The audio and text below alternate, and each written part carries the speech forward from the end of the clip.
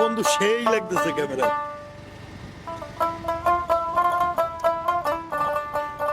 এরকম ঘুরে ঘুরে ব্লগ ভিডিও তো করতে পারো। হুম, ব্লগ ভিডিও